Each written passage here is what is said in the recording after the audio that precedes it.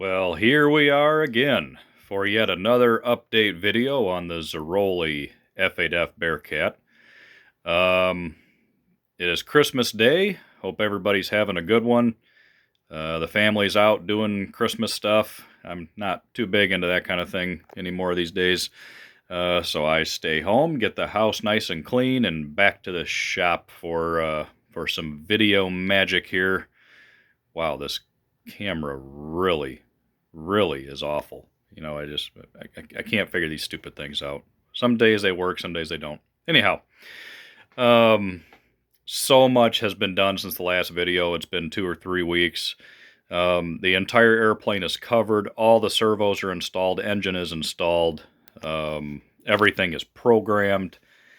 Yeah, it's getting real. I had Friday off, so I think during the day Friday, I hinged the ailerons and flaps, and then installed the flap servos, got them programmed. Saturday, I did the same with the ailerons, got all those set up and programmed. Got the gear valve and the servo for the gear valve installed, all programmed. And then also on Saturday, I installed the cowl. Made a bunch of cowl mounts. We'll take the cowl off here in a little bit. There's 8 screws that go around to hold the cowling on there. And then yesterday, built the engine box, secured the engine box to the front of the airplane, installed the engine, and was able to get the elevator servos installed, hooked up, and even the rudder. The servo that's in there is not good. It's a problematic servo, but I put it in there just for testing. Because when I set everything up for the rudder and the tail wheel, I wasn't sure if it was going to work. I never really planned it out. I just kind of laid it out and hoped for the best. So, for those that follow me on Facebook, I already have seen the airplane covered, but in my very short post, I ended it by saying I was not happy with the covering. Now, are you kidding me? Like, it just randomly... Hold on, let me see if I can... Maybe it's just dirty, I don't know. That probably really made it mad. Maybe it'll come back to life, for crying out loud. Yeah, technology's great, isn't it? Jeez, these things suck. They really do. Yeah, whatever. What happened to the good old days of Polaroids? Anywho, so I had mentioned that I would discuss why I made that statement in my next video. So this video has been very much anticipated, and the camera doesn't really pick up too much, but you're probably looking at it going, you know, how could I not be happy about that covering? Because, yeah, look at it. Now, before I get into why I'm upset about it, let me talk about the covering first. This is all covered with the new cover from Value Hobby. It has the durability and the shine of Monocoat, but it has the lower temperature, and it's a little thinner material like Ultra Coat. But it covers so well. Very, very easy to work with, and it can take the heat. Because for the most part, people that say, oh, I hate Monocoat, Monocoat sucks, that's usually people that don't know how to cover an airplane. So, of course, you're not going to like it. But with Ultra Coat, it's easier to work with because it's a thinner material, lower temperature, but you can very easily burn a hole through that stuff. Where the new cover is very similar, but it can take a lot more heat, like with a heat gun or when you're going over it with an iron, and you don't have to be as concerned about the possibility of burning a hole through it. But let's get into the covering situation. First of all, in my typical fashion, you can kind of see a line right here because I cover from here back first. So the tail section, the control surfaces on the tail, and the back portion of the fuselage, dorsal fin, are all covered first before I do the rest of the fuselage. That's just the way I do it. I'm quirky like that. And this stuff seams and blends really nice. Surprisingly well, believe it or not. And what turned out absolutely just phenomenal is the tail section with the blue stripes.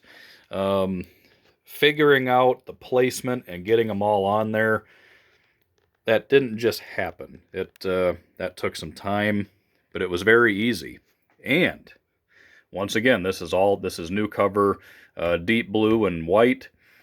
And when I put the blue stripes on, I did not use my usual technique of either removing some of the white material underneath or puncturing holes. This is just covering directly over covering using lower heat. And as you can see, no bubbles, no nothing. It just turned out really good.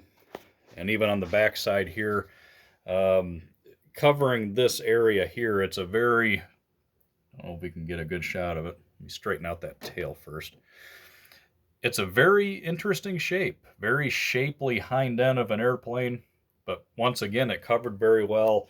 All the seams and everything came together underneath just fine. That was the main thing that I was concerned about, because when I covered the one side, well, that's easy. You cover it, and it looks good. But everything has to line up on the other side. And let's see if the camera will pick it up. It should. As you can see, when we look right down the nose of the airplane, you can see where everything on this side lines up with everything on that side, and it just turned out extremely well. Very pleased with that. But then I covered the stabs, and I started getting very concerned. To the point where I was almost in a panic mode, like, what am I going to do now? So, finally, the explanation. Though this covering does represent, it's called silver, and it represents aluminum very well, and that's because it's reflective. I mean, look at that. You can clearly see me inside, on the finish of this airplane. Very reflective. That's one of the main problems. So there's two main problems. First one, it's not monocoat. It's thin.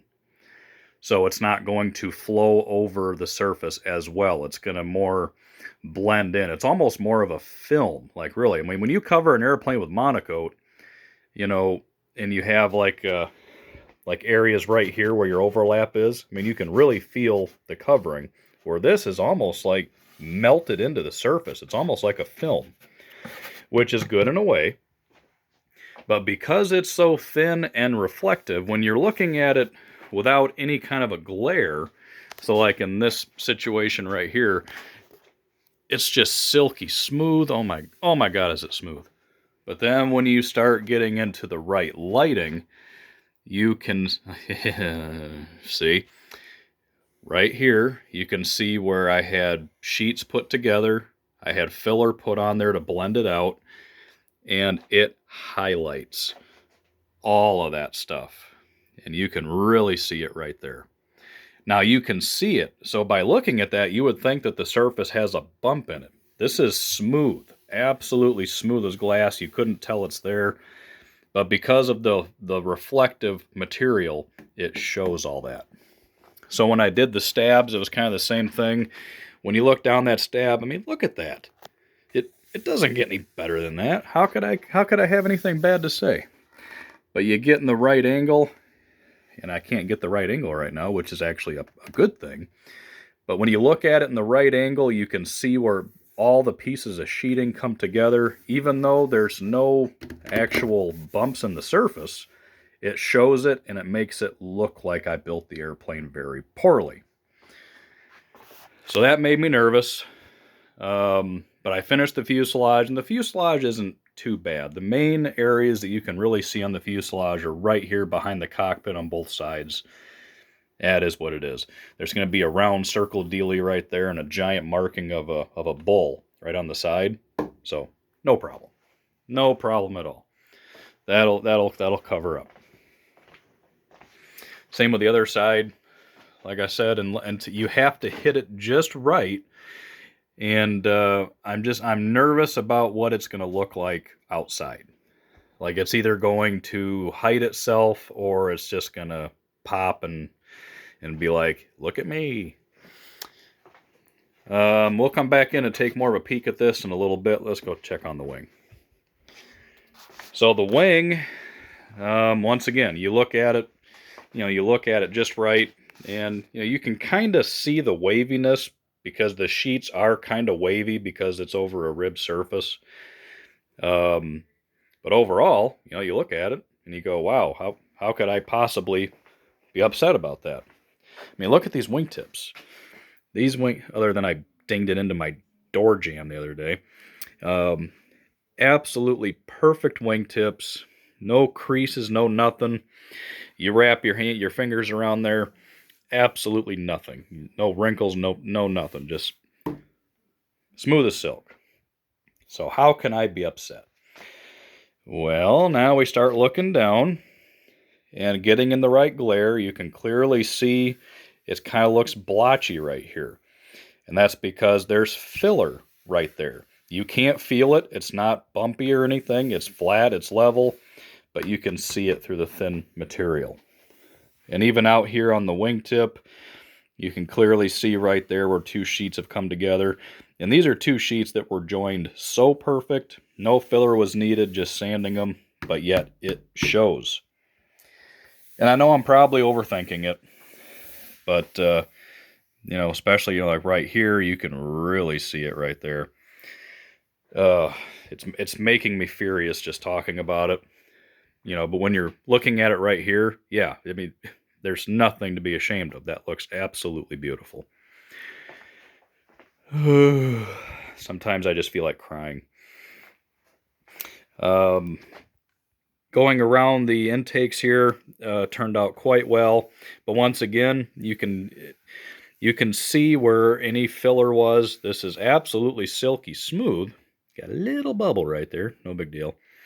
You can see kind of a pronounced piece right here, because when I covered the wing, I did all this in one piece, but to get the covering to wrap around that contour right there, I had to make a slit. So to make the slit so I can get the covering to conform properly, I had to put a little scab piece under there just to fill in the area. But once again, depending on where you look at it, you can't see it. So several times I've had some really good productive work sessions on this thing, and I've literally had to just walk away. I mean, just drop what I was doing and turn the lights off and leave, or else I was going to go at this thing with a baseball bat, because I'm just so upset about it. And I don't know. I miss my monocoat. I should have done it in monocoat. I think I can still get monocoat aluminum. That's what I should have done. Because monocoat aluminum, let's take a look at the 47 here. I did a very poor job building this airplane, as well as covering it. But it's maintained looking really good after all these years. But as you can see, it's not a very reflective material. It is a little bit, but it's not as much, and it's thicker, so it really covers well. I like monocoat. But anyways, so if I was to cover an airplane like this with this particular color, now the white on the fin, and I've covered other airplanes with the new cover. My Citabria is one, the Scimitar Tradition. Those don't show any of these symptoms because those solid, core colors are not reflective. So it's mainly this particular situation. So if I was to do this again, I'd have to think how I would do it different. Because apparently this is highlighting on how not so good my building skills are. But anyway, before I drive myself insane, let's talk about something else. This camera, talk about wanting to throw things. Oh my God. So, everything on the wing is all hooked up. Let's get the old FR Sky X20 fired up. It's going to yell at me. Yes, I know. Fail-safe not set. Haven't set my fail-safe yet. I know, I will. Wait for everything to kick on. 2.4 and 900 is live. Battery is live. All right. So, this has the Pro Modeler servos. The ailerons are 270s. Flaps are 180s. And I have a mini 160 on the gear. And this whole setup is everything's kind of jammed in there, but shh. They get kind of mad when I'm down here. Plus, all my antennas are touching each other, and it just makes things mad. But anyways, so we got a good setup there for the gear. Everything is programmed.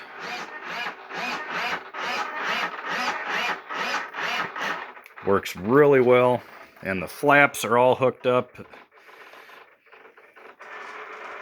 I got them on a slider so I can control the speed. If I want to go fast, I can go fast. If I want them to go slow, I can go slow.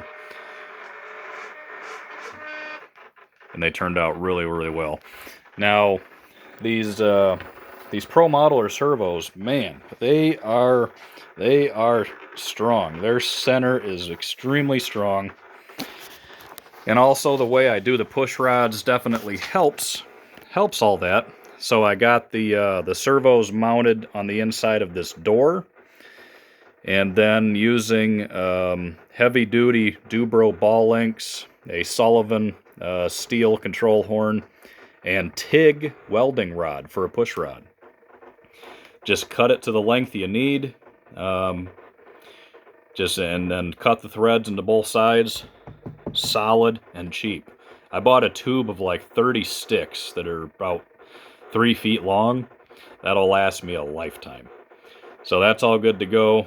Very good, very solid setup. I did have the gear installed. Let me get this all turned off here. Receiver is still on. No, it's not. You think you know everything. I did have the gear installed. And believe it or not, when I was putting in the last couple screws, I damaged the gear. We're not going to get into exactly what I did because I'm rather upset about it. But yes, I damaged the gear. I still can't believe it. But that happened on Thursday. So I ordered some parts. And I got a shipping confirmation on Friday that they will be here tomorrow. So awesome. Thanks, Robart. Very simple setup here for the retract valve. Everything is soft mounted. The servo can move. The plate that it's on has a little bit of give to it. The mount for the valve itself has a little bit of play. It's important that stuff like that can move around a little bit. You don't want it too solid. And all this will be cleaned up. It's just kind of globbered in there to so I could get everything going for this video. So let's take the cowl off this thing and take a look at the inside. Hang on. Okay, so the 80 fits in there absolutely beautifully. So you can see the cowl mounts that I made. They're nothing fancy, very simple. Just a piece of 1/4 inch 5-ply, piece of hard basswood or whatever, tri-stock, and a blind nut. Boom. Times that by 8, and there we have our cowl mounts. I'll probably take some 6/10 ounce cloth and just kind of, you know, more so seal the deal to the front of the airplane, but they're not going anywhere. The engine box is done per Nick's recommendation on the plans, sort of. Because on the plans, we can kind of see it here. It just shows, and it basically says here in a paragraph, build this engine box to accommodate your engine. And then once you have it built, epoxy it to the nose. Yeah. So that is how this one is done. It is made. It's you know, it's all, you know, reinforced all over the place with tri-stock on the inside, so that's all strong. The actual firewall portion is laminated 1/4 inch, so I got a 1/2 inch of so basically 1/2 inch 10-ply for the actual firewall, and it's pinned with screws, so we're good there. And it is epoxied to the nose. Now that is not good enough. That is not going to work. I mean, it will, but it's not going to work. So at this point, what I have to figure out is what I want to do to further secure the engine box to the nose. Now, a possibility, which I don't think I'm going to do. Yeah, I really can't do it. Never mind. Scratch that. Not going to do that. What I'm most likely going to do is get some angle iron, and literally iron, and then brace it. So do a strip of angle iron the length of the box and screw it to the box and screw it to the nose, and then put some glass cloth over it. That will make it absolutely bulletproof, and because it's angle iron, it's heavy. This thing's going to need more nose weight because, as you can see, leading edge of the wing is here. There's no nose on this thing, so I'm going to need some weight up here in the nose. Throttle servo, I just made a simple, just a simple little mount, and it's all set up, it's all programmed, nice and clean, short push rod, can't beat that. The ignition is just staged at the moment. I mean, that's exactly where it's going to go, but I'm going to have to run a strap over it. So all the wires will be, secured up onto the sides and out of the way. And as you can see on the firewall, the engine is mounted further to the left to accommodate the right thrust. So many people will mount the engine straight to the firewall, and then they'll put their shim back here to give it the right thrust, but then the front of the prop hub is now out here at an angle. You have to offset the engine if you're putting thrust in. So now the engine is offset, but the prop hub is in the center. That's the way it's supposed to be. And it's just enough clearance for them plug wires. Just enough clearance. That turned out pretty good. So all that is pretty well buttoned up. I still have to make some holes in the cowl for the exhaust. I got to figure all that out still. Going back to the tail section, let me rotate this. Hold on. Okay. So now we can see a much better shot of the elevator servo installation. See, it tucks right underneath the stab, and all this just worked. I didn't mock any of this up. I literally, cut a hole in the fuselage, put some blocks in there, and hope for the best. And using, once again, the Dubro ball links, TIG welding rod, and a Sullivan control horn, that's a pretty solid setup. The rudder and tail wheel servo was very experimental as far as I wasn't sure how it was going to work. This servo is not a good servo. It's just in there so I can get it working. So as you can see up here, I have a push rod coming out, going once again to a Sullivan control horn. Because when I move this, watch this. This is where the magic happens. We move the rudder, and we move tail wheel at the same time. Fan-freaking-tastic. And how I got that to work is, it might be kind of hard to see, but you can see the two push rods going back there. One is going straight back from the servo that goes to the rudder, and one is at an angle going to the tail wheel. And they're both carbon fiber rods, with the ends of them being a 440 push rod. And the one for the tail wheel is on a ball link, just because it's at a pretty extreme angle. But everything works really well. Yeah. And like I said, I was not sure how that was all going to work. It made sense in my head when I cut the holes in the back. But as of yesterday, I had no push rods made for it. I didn't have these rails put in for the servo. All of that was just on the fly, and I was hoping for the best. And it worked. Pretty happy. And this gives an even better angle of that very unique shape for the covering. Such a treat to cover that. It was actually easy. I mean, it was not a hard thing to do. It turned out quite well. And once again, in the right light, you can see, right here, you can see where the covering overlaps are, which are nice and straight. They're about 1/4 inch. But right here, you can see where there was filler, where there's two sheets put together. Same right here. Ugh, I'm driving myself insane. I am really hoping that when it's outside, that none of that is visible. That is my hope. Because there's not very many markings on this airplane. So the fuselage is going to be covered up on the side pretty well, but the wings are just going to have, one on each side. Couple little circles. Yeah, this one's really bad. Look. Oh, My God. Thing is, it's not there. That's the worst part. That is not there. It looks like it should be a freaking bump. And if I get one of you schmeckles that say I should have glassed it and painted it, I will find you. I will find you. Nah, I'm just kidding. Everybody's open to their opinion. This was kind of a learning curve because I've been getting asked a lot of questions on the new cover from Value Hobby on how I like it, how it handles.